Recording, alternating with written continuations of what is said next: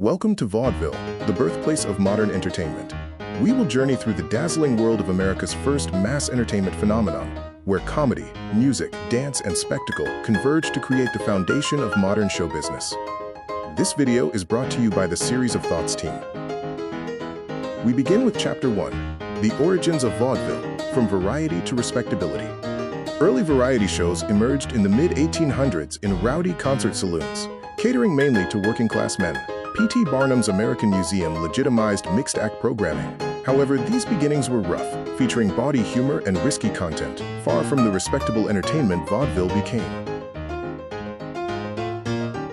Tony Pastor is known as the father of vaudeville. In 1881, he opened the new 14th Street Theater, banning alcohol and profanity. This revolutionary vision made shows family-friendly, attracting middle-class audiences, and elevating variety entertainment into vaudeville. The name vaudeville has French origins, derived from satirical folk songs called Vaudeville.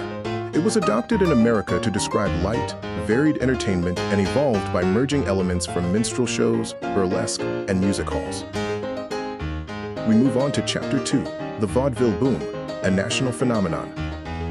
The golden age of vaudeville spanned the 1880s to the 1930s. By 1900, over 2,000 theaters operated nationwide. Each show featured 10 to 15 diverse acts, ranging from magicians and comedians to singers and trained animals. Vaudeville reigned as America's premier entertainment for half a century. The vaudeville circuit was standardized by Benjamin Franklin Keith and Edward Franklin Albee, who created a national theater empire. They enforced quality control and centralized booking, creating circuits that allowed acts to tour continuously and ensured consistent, family-friendly shows. The pinnacle of every performer's career was playing the Palace Theater in New York City from 1913 to 1932. It remains vaudeville's most famous venue.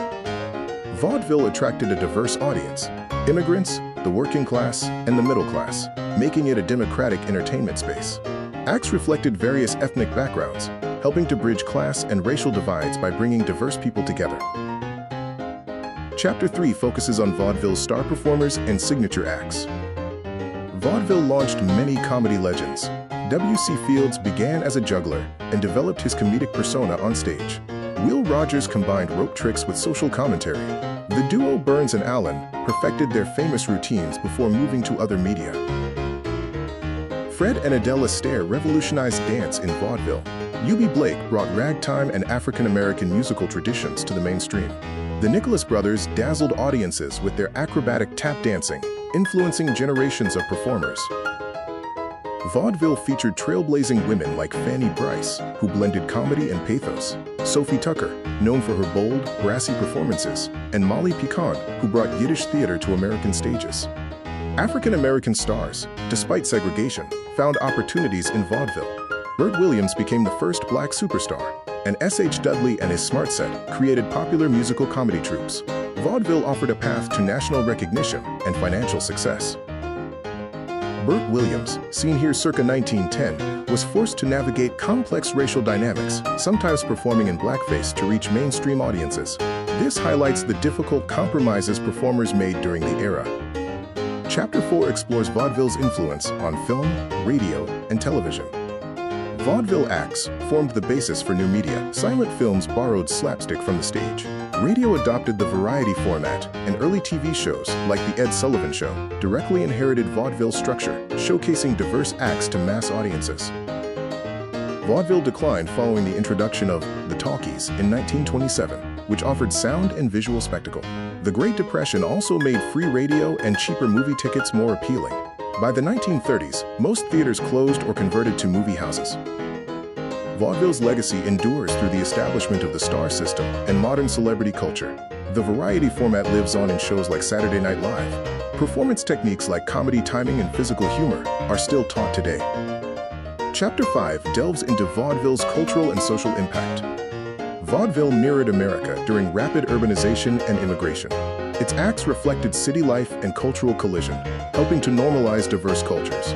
The theaters themselves taught new immigrants American social norms. Vaudeville was a platform for the American dream. Many stars rose from humble, working-class backgrounds, achieving fame, fortune, and social mobility based solely on talent. this synthesized diverse traditions into a uniquely American cultural form. The legacy of vaudeville regarding race is complex. It popularized offensive stereotypes and blackface minstrelsy, reinforcing harmful prejudices.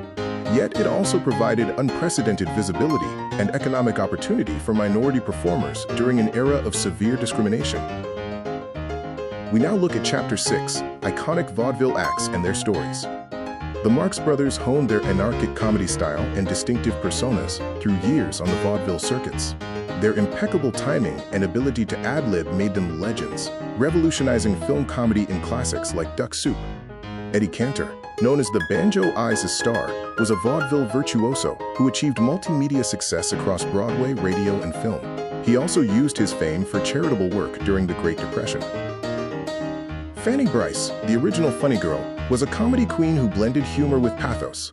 Her signature character, Baby Snooks, and ability to move seamlessly between comedy and heartfelt songs broke new ground for female performers. Vaudeville provided a crucial performer pipeline for Broadway. It introduced and popularized dance crazes like the Charleston and helped establish American musical forms such as ragtime and early jazz as the foundation for modern musical theater. Vaudeville's echo is heard in contemporary entertainment. Modern variety shows and stand-up comedy trace a direct lineage back to its multi-act format. Streaming platforms are now reviving variety formats, proving the formula remains compelling for new generations. In conclusion, vaudeville's enduring impact shaped modern entertainment through its business structure, performance innovation, and media evolution.